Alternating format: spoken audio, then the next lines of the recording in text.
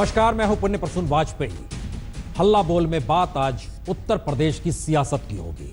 उस सियासत को साधने के लिए दिल्ली के जरिए फेंके गए पासे पर बात होगी। उस पासे के इर्द गिर्द खड़े वोटरों के मिजाज पर बात होगी और हर राजनीतिक दल का नुमाइंदा हमारे साथ होगा।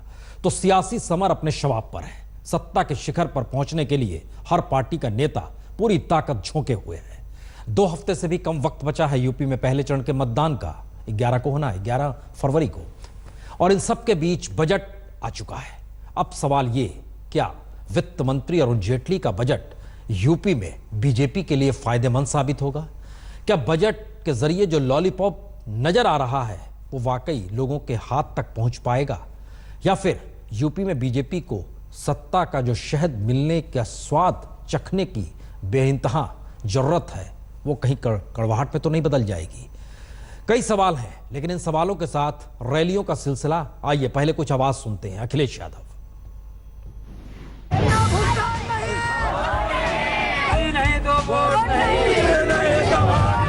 दिल्ली से लेकर लखनऊ तक नेताओं ने 24 घंटे बिजली देने के बड़े बड़े वादे किए, मगर वादे तो किए ही जाते हैं मुकर जाने के लिए। कम से कम हरदोई के इन गांव वालों को देखकर तो यही कहा जा सकता है। ये उत्तर प्रदेश के हरदोई की तस्वीरें हैं। यहाँ 18 बरस पहले बिजली आई थी। 2 साल तक 2-2 घंटे बिजली रही, फिर चली गई, और जब चली गई तो फिर अब तक नहीं आई। अब यहाँ के लोग मतदान का बहिष्कार करने की बात कर रहे हैं। बिजली विभाग वाले लोग आए, वो ऑफिस का नाम लेकर बता के हमारा ट्रांसफार्मर चेंज करने के उद्देश्य से ले गए, लेकिन वो आज तक नहीं आया है और जो स्थिति बता रहे। अब हम लोगों ने यही फैसला लिया है कि हम लोग चुनाव का बहिष्कार करेंगे। हम लोगों ने, पूरे ग्राम सभा वालों ने अपनी आपस में मीटिंग की है कि हम लोग चुनाव में खाली बक्से भेज देंगे। हरदोई जैसी तस्वीर उसी यूपी के बाराबंकी की है। यहाँ भी मतदान का सामूहिक बहिष्कार करने की बात कही जा रही है। ग्रामीणों की अपनी समस्याएं हैं, लेकिन सियासत समस्याओं से नहीं, सहूलियत के हिसाब से की जाती है।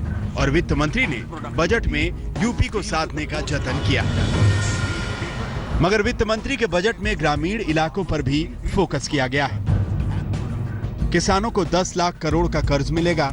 फसल बीमा साल 2017 में 30 की जगह अब 40% तक। किसानों की आय बढ़ाना सरकार का लक्ष्य होगा। प्रधानमंत्री फसल बीमा योजना के लिए 9,000 करोड़, 5,000 करोड़ रुपए का सिंचाई फंड स्थापित किया जाएगा। The target for agricultural credit in 2017 and 18 has been fixed at a record level of 10 lakh crores. इस साल मैडम 10 लाख करोड़ किसानों को क्रेडिट के रूप में उसका प्रावधान किया गया है। इसके अलावा मनरेगा के लिए 48,000 करोड़, महिला एवं बाल विकास के लिए 1,84,000 करोड़, वरिष्ठ नागरिकों के लिए आधार आधारित स्वास्थ्य कार्ड योजना है।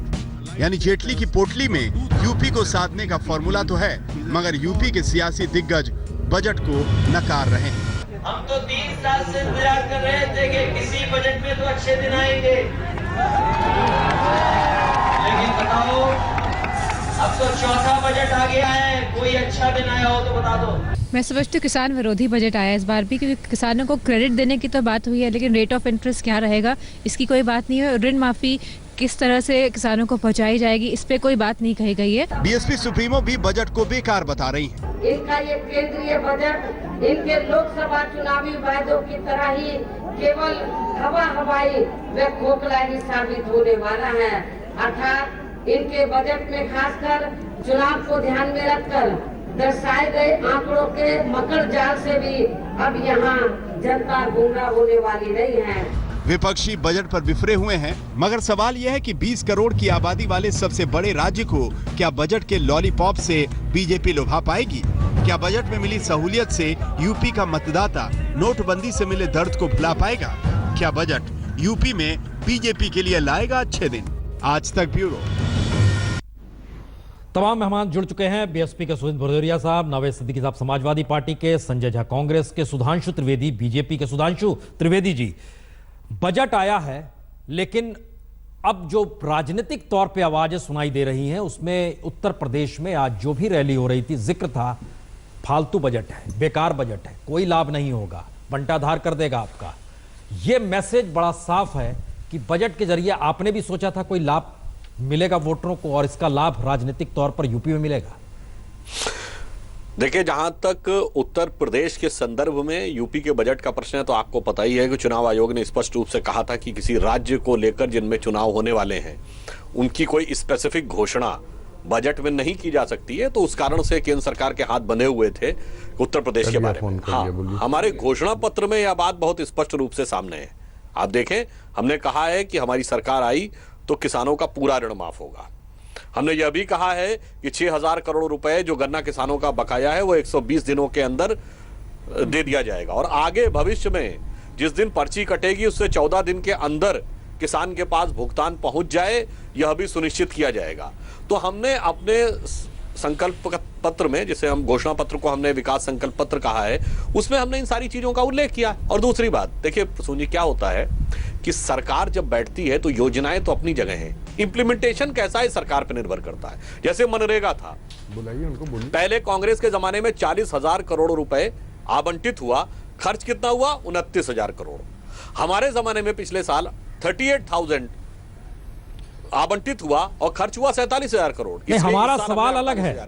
नहीं, आप देखिए सुधांशु जी, हमारा सवाल यह है, आपके घोषणा पत्र के रिफ्लेक्शंस बजट में दिखाई दे रहे हैं और विपक्ष यानी आपका विपक्ष जो वहां पर मौजूद है राजनीतिक तौर पर, वो कह रहा है ये किसानों का जिक्र कर रहे हैं, कारोबारियों का जिक्र कर रहे हैं, जो इनकम टैक्स के छोटे लोग दायरे में आने वाले हैं उनका जिक्र कर रहे हैं। इससे चेत जाइए, कुछ होता नहीं है। देखिए, हम इस मैसेज से जानकारी चाहते हैं आपसे। अच्छा ठीक है, जो हमारे विपक्षी लोग कह रहे हैं किसान की बात, तो मैं सिर्फ एक तथ्य सामने रखना चाहता हूं।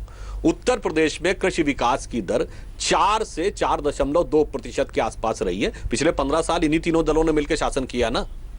और जहां लंबे समय आपको शासन करने का मौका मिले वहीं आप किसान की दशा दिशा सुधार सकते हैं। बगल में मध्य प्रदेश है, हमारी सरकार जब आई थी तो 3% थी, आज 19% की विकास दर है। तो आप स्वीकार लो ना कि आपका बजट, आपका घोषणा पत्र राजनीतिक तौर पर आपको लाभ पहुंचाएगा उत्तर प्रदेश के चुनाव में, आप ये मान लो। सुन जी, बजट और घोषणाओं से नहीं, जो हमने करके दिखाया है वह हमें लाभ पहुंचाएगा और इनकी जो कारगुजारियां हैं वो इनको आईना दिखाएगा। ओके, नवेद सिद्दीकी साहब, मुजफ्फरनगर में आज अखिलेश यादव थे, भाषण के दौर में बजट का भी जिक्र कर गए और बजट के जरिए जिस राहत का जिक्र मोदी सरकार कर रही है उसका भी जिक्र कर गए। तो राजनीतिक तौर पर देखिए अगर, तो उत्तर प्रदेश में तो कृषि प्रधान राज्य है, कृषि पर इकोनॉमी टिकी हुई है और आपकी सत्ता है, यह बोलने की जरूरत क्यों पड़ी?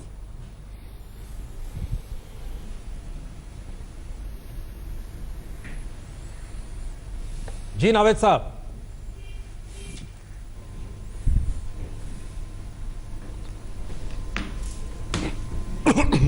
हाँ नावेद साहब, आवाज हमारी लगता है अब तक नहीं आ रही है ना? जी आ रही है। तो जवाब दीजिए कि मुजफ्फरनगर में बजट का जिक्र, किसानों का जिक्र, केंद्र पर निशाना, इसकी जरूरत क्यों पड़ी? प्रसून जी, देखिए ऐसा है कि भारतीय जनता पार्टी का एक बहुत खूबसूरत सा एक नारा था बहुत पहले, मुझे याद है उस वक्त मैं कॉलेज में पढ़ता रहा होगा। वो था कि सावधान करता जवान को कहता बात किसानों से, सावधान करता जवान को कहता बात किसानों से, देश की खुशहाली का रास्ता गांव गली गलियारों से।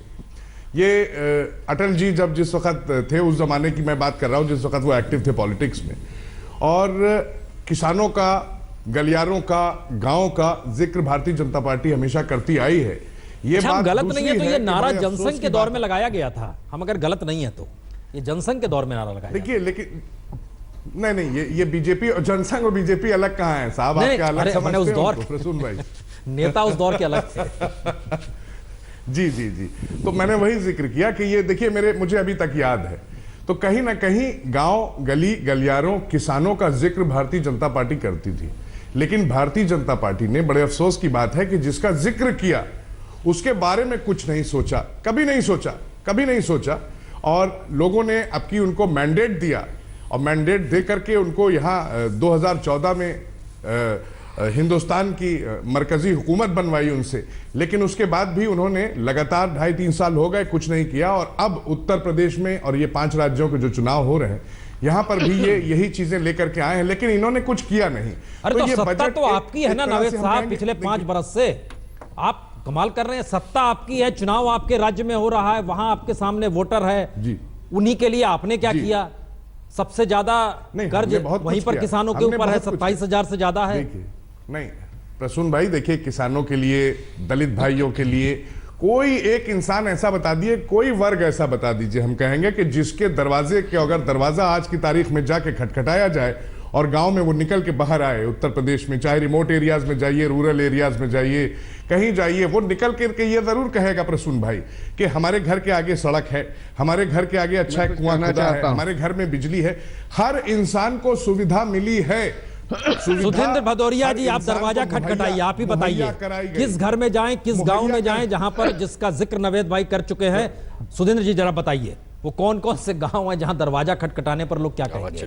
देखिए आप ही अपनी और लोग बताएंगे आपको, आप ही समीक्षा कर रहे थे और बता रहे थे समीक्षा में कि बाराबंकी के अंदर और हरदोई के अंदर लोग कह रहे हैं कि हम इस चुनाव में हिस्सा नहीं लेंगे क्योंकि बिजली वहां पर पहुंची नहीं है। ये कह रहे हैं कि दरवाजा खटखटाइए, दरवाजा आपने खटखटाया, लोग नहीं कह रहे हैं, दरवाजा किसानों ने भी खटखटाया।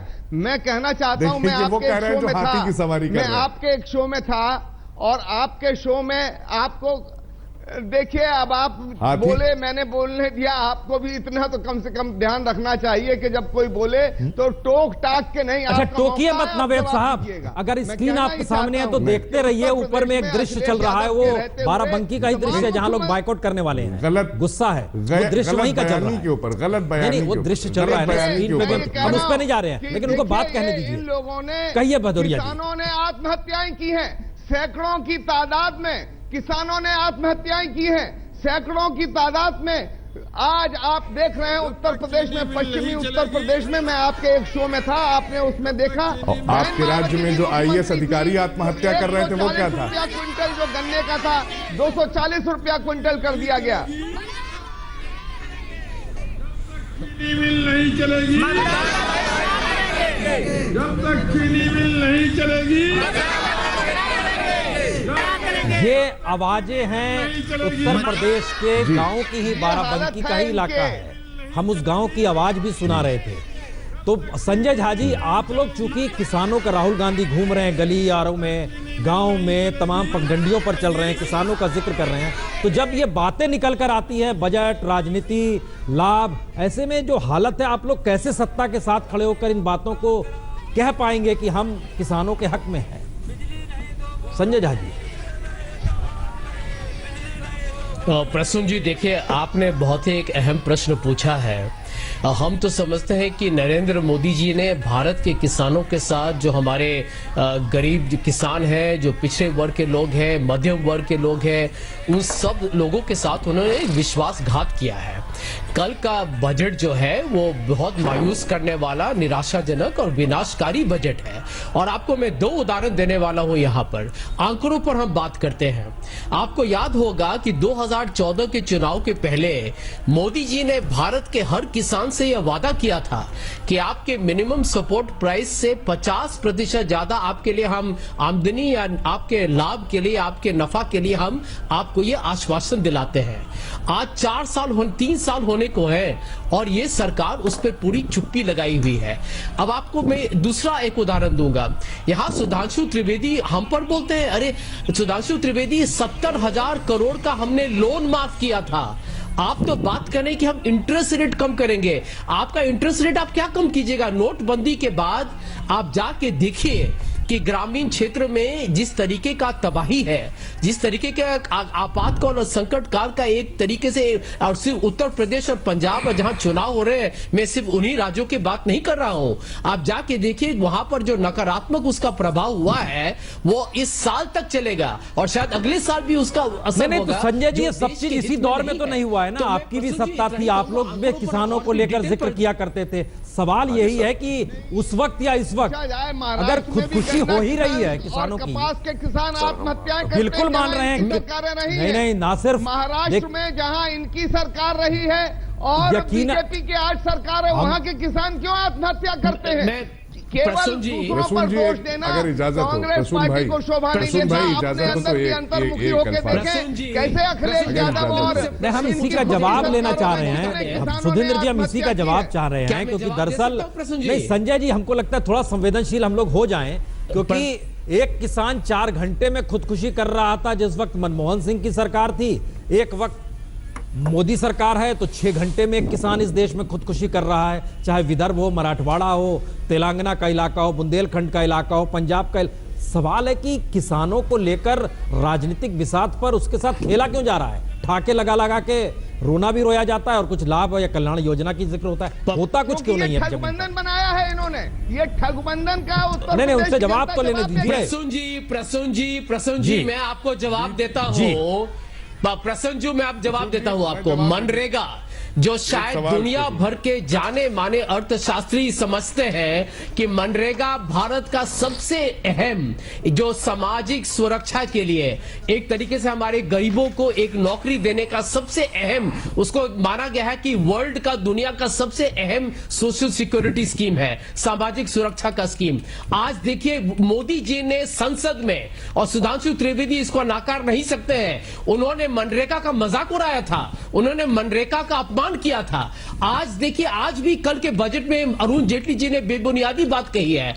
47,500 करोड़ तो पिछले साल खर्च हो चुका है। इस बजट में उन्होंने सिर्फ 1% 500 करोड़ बढ़ाया है, क्योंकि मांग बढ़े। नोटबंदी के बाद लोग शहर छोड़ के गांव जा रहे हैं, उनका वो हक है। हम एक मिनट उनका जवाब लेते हैं। जो बात आप जिक्र कर रहे हैं संजय जी जिस मनरेगा का जिक्र आप कर रहे हैं, सुधींद्र भदौरिया जी, हमें लग रहा है एक मिनट सुधींद्र, हम सुधांशु जी से इसका जवाब ले लें। सुधांशु जी, महत्वपूर्ण ये नहीं है जो जिक्र संजय जी ने कर दिया। संजय जी भी एक चीज भूल रहे हैं। 5 लाख तालाब आपने पिछले बरस खुदवाए पूरे देश में। इस बार जिक्र किया गया 5 लाख तालाब और पोखर फिर खुदवाए जाएंगे। हम गड्ढे नहीं खुदवाते हैं, तालाब और पोखर खुदवाएंगे 5 लाख। पूरे देश में गांव है 6,40,000, हर गांव में 2-2 पोखर और तालाब हो जाएंगे। इसके बाद लग ऐसा रहा है मनरेगा के बाद, गड्ढे उस वक्त भी खोदे गए, गड्ढे इस वक्त भी खोदे गए। सवाल है कि ग्रामीण जीवन में तनाव में लोग ना आए, कहीं एक्सप्लोजन ना हो जाए। मनरेगा उसको दबा रहा है, पैसा मिल रहा है, राहत मिल रही है। क्या इससे आगे की स्थिति है सुधांशु जी? देखिए, मनरेगा के संदर्भ में मैं एक बात स्पष्ट करना चाहता हूं। मैंने अभी पिछले वक्तव्य में भी कहा था, आपके जमाने में क्या होता था कि अलॉटमेंट 40,000, खर्चा 29,000 करोड़, और उसमें भी घोटाले, क्योंकि आपने एसेट क्रिएशन से कनेक्ट ही नहीं किया था। तो वो पैसा जिस श्रम के लिए दिया गया, उससे भौतिक दृष्टि से क्या चीज बनी, इसकी बाद में कभी कोई सत्यापन की संभावना नहीं थी। हमने उसको एसेट से, क्रिएशन से रिलेट किया। और इसमें तो आपकी बात सही है संजय जी की 47,000 करोड़ रुपया हुआ है, मगर अलॉटेड था 38,000, और तब जो है 37,000 करोड़ रुपए हुआ, 47,000 हुआ है, यानी हमने अलॉटमेंट से ज्यादा किया। और मैं दूसरा उदाहरण देना चाहता हूं। तो भाई, अभी आपने जिक्र किया कि बुंदेलखंड और विदर्भ जो है किसानों के द्वारा आपने कुछ सबसे अधिक समस्याओं से ग्रस्त राज्य है। अरे भाई, मैं आपके हस्तक्षेप नहीं कर रहा था, मुझे बोल लेने दीजिए। बुंदेलखंड विकास निधि का पैसा 2 राज्यों में जाता, उत्तर प्रदेश और मध्य प्रदेश। बोलिए। उत्तर प्रदेश ही एक ऐसा राज्य था जिसने अपना बुंदेलखंड विकास निधि का पैसा खर्च नहीं किया। यूपीए सरकार की बात कर रहा हूं, हमारी नहीं, जब इनकी सरकार थी। मध्य प्रदेश ने खर्च कर दिया, उत्तर प्रदेश ने पूरा खर्चा नहीं किया। मैं पूछना चाहता हूं कि आप केंद्र में थे, आपने रिपोर्ट मांगी यूपी गवर्नमेंट से कि क्यों नहीं खर्च किया इस पैसे को, और यूपी गवर्नमेंट जवाब दे कि विभागों के बीच में बंटवारा चलता रहा कि कौन उसमें कितना खा पी पाएगा, इसलिए खर्चा नहीं हो पाया।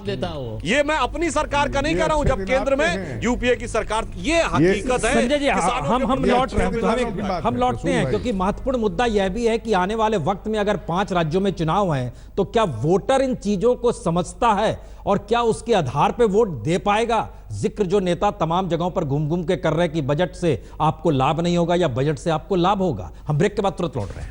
एक तरफ बजट का सवाल है, दूसरी तरफ वादों का भी सवाल है, मलहम लगाने का भी सवाल है। इस बात का जिक्र इसलिए क्योंकि किसान अगर एक मुद्दा है तो दूसरा मुद्दा कहीं ना कहीं किसी ना किसी रूप में अल्पसंख्यक समुदाय भी है। उत्तर प्रदेश में 2 रैलियां आज हुई। एक तरफ अखिलेश यादव थे मुजफ्फरनगर में, दूसरी तरफ बुलंदशहर में मायावती थी। जरा सुनिए। अब यहाँ पूरे देश में अल्पसंख्यक समाज के लोगों के साथ भी अधिकांश सोतेला व पक्षपात वाला रवैया ही अपनाया जा रहा है। अब ये लोग अपने जान माल व मजहब की सुरक्षा को भी लेकर हमेशा चिंतित व दहशत में ही बने रहते हैं। आए दिन यहाँ इन लोगों के ऊपर खासकर गोरक्षा, लव जिहाद, देश व राष्ट्र भक्ति आदि के नाम पर भी काफी ज्यादा शोषण व उत्पीड़न किया जा रहा है। कम से कम हम ये कह सकते हैं कि मुसलमान भाइयों को भी अपनी जो प्रदेश की जितनी भी योजनाएं हैं उनमें आबादी के हिसाब से मदद करने का काम किया। ये हमारी समाजवादी पेंशन 20% हम दे रहे हैं मदद। कब्रिस्तान की भी बहुत ही बड़ी बना दी और आने आजम खान साहब ने जानते होंगे ई रिक्शा भी देने का काम शुरू कर दिया है। नावेद जी, किसानों की हालत तो बदहाल है। दूसरा सवाल यह भी, एक सच्चर कमेटी की रिपोर्ट आई थी अल्पसंख्यक समुदाय को लेकर, उसने दलितों से भी खराब हालत बताई थी, मुस्लिमों की। लग ऐसा रहा है चुनाव के वक्त उनके भी वोटों की छीना झपटी हो रही है, क्योंकि जिस अंदाज में आज रैली उधर मायावती की थी और इधर अखिलेश यादव की थी, क्या वाकई, चूंकि आप इसकी संवेदनशीलता ज्यादा बेहतर समझेंगे, ये क्या वाकई वोट बैंक के तौर पर ही सिर्फ देखे जाएंगे? नवेद जी। प्रसून जी, देखिए, वोट बैंक की जहां तक बात है तो हम ये किसी को वोट बैंक की समाजवादी पार्टी विकास की राजनीति करती है और हम लोग जो हैं, हमारा यही कहना है कि हयात लेके चलो, कायनात लेके चलो और चलो तो सारे ज़माने को साथ लेके चलो। तो हम लोग तो सबको साथ लेके चलने वाले हैं। ऐसा नहीं है कि गन्ना किसानों का जहां भी जिक्र हो रहा था उनके लिए कुछ किया नहीं, उनके लिए ऋण बनाएंगे लेकिन क्या इंटरेस्ट लगाएंगे ये कुछ नहीं जिक्र किया। और ये भूल गए कि जो इतनी बड़ी अभी एक आफत आई थी ओले की, एक ओला जो किसान जिससे बहुत परेशान हुए थे, उसमें भी किसानों के लिए कुछ नहीं किया। हमने उत्तर प्रदेश के खजाने से किसानों के लिए किया, हमने किसानों के लिए उनकी मदद की उसमें, लेकिन भारतीय जनता पार्टी ने उसमें कुछ नहीं किया। मैं कुछ कहना चाहता हूं, कहीं ना कहीं ये तो हर एक कुछ, आप पहले सुन लीजिए, कहिएगा बाद में, आप पहले सुन लीजिए। देखिए, ये बात वो हो गई, जितनी भी हमारी लाभकारी योजनाएं हैं, कहीं ना कहीं अल्पसंख्यक समुदाय 20% उनको लाभ मिला है, हम दावे के साथ कह सकते हैं आज की तारीख में। तो ये कह देना कि किसी को हमने नजरअंदाज किया है या किसी को हमने बिल्कुल अपने किसी से वादा करके वादा खिलाफी समाजवादी पार्टी के उसमें आप समझ लीजिए कि हमारे उसमें नहीं है। हम जो करते हैं, वादा करते हैं तो वादा निभाते हैं। नेताजी की कथनी और करनी में कोई फर्क नहीं, वैसे ही अखिलेश यादव जी, क्योंकि नेताजी का ही खून है, नेताजी और अखिलेश जी की कथनी और करनी में भी फर्क नहीं किया है। लोग विरोधी जिन्होंने कुछ नहीं किया वो अपनी प्रेस। नहीं तो आपको क्या फील होता है नवेद जी, आपको फील क्या होता है जब कोई कहता है कि मुजफ्फरनगर दंगों में लोग आहत थे, कैंप में रह रहे थे, सफाई में नाच गाना हो रहा था, लोग मजे में थे, कुछ सुन के कुछ फीलिंग आती है? नहीं, देखिए, फीलिंग की जहां तक बात है, ये सारी चीजें कैसे हुई, क्या हुआ, इसके पीछे आप भी अच्छी तरीके से जानते हैं और हम भी जानते हैं और जनता भी जानती है कि ये चीज हुई क्यों। अब इसमें यह है कि इल्ज़ाम एक तरफ से बताइए, एक हमारी मुअज़्ज़िज़ आदरणीय मायावती जी जिन्होंने ये कहा कि वो वहां गए क्यों, अब बताइए, वो बताएंगे कि हिंदुस्तान के किस इलाके में मुख्यमंत्री को जाना चाहिए या नहीं जाना चाहिए। अब वो इतना तो जानती हैं क्योंकि चीफ मिनिस्टर खुद भी रह चुके हैं। हम एक मिनट सुधींद्र जी से जवाब लेते हैं इसका, क्योंकि मायावती की भी रैली थी आज, उन्होंने भी मुस्लिमों का जिक्र किया। हम जरा मायावती के बारे में उनसे जरा जानकारी ले लें। नवेद जी, जरा सुधींद्र जी को भी जोड़ लेना, इसमें आरोप लगा रहे हैं आप तो। जी सुधींद्र जी। मायावती जी बहुत तालीम याफ्ता है, बहुत काबिल है, पॉलिटिक्स बहुत अच्छे से समझते हैं। कहना ये है, उनको ये अच्छी तरह से मालूम है कि अगर मुख्यमंत्री हैं, लगातार ये बोलते रहे हैं, क्या कुछ मैं ये कहना चाहता हूं, और अगर नावेद साहब इसी तरह से बहस करेंगे तो कोई बहस नहीं हो सकती। मैं इनको पूरा मौका देता हूं, केवल यही बोले, पर ये कोई तरीका नहीं है। बोलने दिया जाए, प्रश्न करें तो ये बोलते रहे। मैं इनके समय पे नहीं टोका टाकी करता हूं, पर इनका आप आचरण देखिए, ये समाजवाद। नावेद जी, टेक्नोलॉजी हमारे पास भी है कि आपकी आवाज डिप कर दे, लेकिन हमको लगता है जवाब देने दीजिए। दूसरा भी व्यक्ति बोलता है उस समय भी बोलिए। मैं कहना यह चाहता हूं कि समाजवादी पार्टी के सबसे बड़े नेता श्री मुलायम सिंह यादव जी ने खुद कहा है कि मुख्यमंत्री मुस्लिम विरोधी हैं। इन्होंने मुस्लिमों को जिम्मेदारी के पद पर बैठने नहीं दिया। इन्होंने जिनको स्टेट पब्लिक सर्विस कमीशन का जिम्मेदार ने व्यक्ति बनाया, उसने 20% नौकरियां एक बिरादरी के लोगों को दे दी। और मुजफ्फरनगर के दंगे जब हुए 1 लाख लोग बेघर हो गए, दादरी में लिंचिंग हुई, 400 दंगे हुए उत्तर प्रदेश में, अखिलेश यादव के आंख के एक आंसू नहीं आया। ये वो बात कर रहे हैं आज चुनाव के वक्त। चुनाव में इस तरह के जो झूठे फरेबी वादे जैसे उन्होंने किसानों से किए, बुनकरों से किए, बेरोजगार नौजवानों से किए, एक सवाल फिर वो भरमाने। ठीक है, आपने भी आरोप लगाया अपने तरीके से, लेकिन अब सवाल जरा कांग्रेस से पूछ लें, क्योंकि कांग्रेस भी उस दौर में, संजय झा जी जब मुजफ्फरनगर हो रहा था, दादरी हो रहा था, उस दौर में कांग्रेस भी बड़ी मुखर थी। तो आप लोग संजय जी कैसे कर पाएंगे इन चीजों को बताने की स्थिति जब आएगी? क्या कहेंगे आप संजय जी? ना पार्क बनाएंगे ना मूर्तियां लगाएंगे। मायावती जी को क्या जरूरत पड़ी है कहने की कि ना हम पार्क बनाएंगे ना स्मारक बनाएंगे ना मूर्तियां लगाएंगे, सिर्फ विकास हम जरा बना लिए। जनेश्वर मिश्रा पार्क आप बना लिए, महाराष्ट्र और गुजरात में इन्होंने बना लिया, खूब पैसा लूटा है जम के। बीपीएल का व्यक्ति 10,000 करोड़ का। हम जरा पूछ लें कांग्रेस और बीजेपी को भी जोड़ ले इसमें। गायत्री प्रजापति जो बीपीएल में थे 10,000। संजय जी, हम आपकी आवाज को तेज कर रहे हैं, जरा आप जवाब दीजिए। तमाम घटनाओं के दौर में, चाहे वो दंगे हो चाहे दादरी हो, उस समय आप लोग बड़े मुखर थे समाजवादी पार्टी के खिलाफ, आज साथ खड़े हैं। कैसे बता पाएंगे, कन्वे कैसे करेंगे वोटरों को? प्रसून जी देखिए, सच्चाई यही है और इस सच्चाई को हमको स्वीकार करना पड़ेगा। मुजफ्फरनगर दंगों के पीछे भारतीय जनता पार्टी के उन नेताओं का हाथ है जो आज मोदी जी के कैबिनेट में मिनिस्टर बने हुए हैं। आपने देखा है कि कैराना, चाहे राम मंदिर, चाहे घर वापसी, लव जिहाद, अंत में धार्मिक ध्रुवीकरण करना ही भारतीय जनता पार्टी की रणनीति है। विकास तो एक झूठा एक बहाना रहा है मोदी जी का शुरुआत से। आपने पढ़ा है सुरेश राणा का कितना एक तरीके से लोगों को प्रोत्साहित करने का एक और भाषण, किस तरीके से वो धमकी और चेतावनी दे रहे हैं उत्तर प्रदेश के अल्पसंख्यकों को। तो यदि कोई सांप्रदायिक राजनीति आज कर रहा है, आज यदि वोटों के लिए, यदि हमारे समाज को तोड़ने के लिए एक राजनीतिक दल पूरी कोशिश कर रही है, वो नरेंद्र मोदी के नेतृत्व में भारतीय जनता पार्टी है और उनको इसका जवाब देना पड़ेगा। यानी मुस्लिमों का सवाल आते ही नरेंद्र मोदी प्रधानमंत्री केंद्र में आकर खड़े हो गए। सुधांशु जी, हमको लगता है अब आपको जवाब देना चाहिए कि मुस्लिम का सवाल आते ही केंद्र में बीजेपी आकर खड़ी हो जाती है, क्योंकि मुस्लिम वोट नहीं देंगे बीजेपी को, यह मैसेज है, और बीजेपी के भीतर मैसेज है कि वोट तो मिलेगा नहीं। तो ऐसे में क्या वाकई ये ध्रुवीकरण करने की एक नई स्थितियां उत्तर प्रदेश की बिसात पर बिछ रही है? देखिए, जब शब्द मुस्लिम यानी एक समुदाय का नाम लेके प्रयोग करने की बात आती है, 403 में से एक टिकट मुस्लिम को नहीं दिया। मैं जवाब दे लूं, 403 सीटों में एक मुस्लिम को टिकट बीजेपी ने नहीं दिया। नहीं दिया, ये हर कोई जान रहा है, सबका साथ हर कोई सुधींद्र जी जान रहे हैं टिकट नहीं देते हैं, लेकिन जवाब तो सुन ले। हाँ, जवाब दे दूं भदौरिया जी, और आप लोगों से विनम्र अनुरोध है, मैंने शांति से आप तीनों की बात सुनी है, अब मुझे अपनी बात कहने का मौका दें। देखिए, जब मुस्लिम शब्द के प्रयोग की बात आती है, प्रसून जी, चुनाव आयोग ने उसका टिकट नहीं देते हैं। चुनाव आयोग ने, अरे भाई अब आप बोल लिए, मुझे बोलने दीजिए ना, मैं सब जवाब दूंगा, आप मुझे बोलने का मौका दीजिए। देखिए, जब मुस्लिम शब्द का प्रयोग करने की बात आती है, जिसको अब चुनाव आयोग ने प्रतिबंधित किया है, याद करिए किस किस ने बोला है।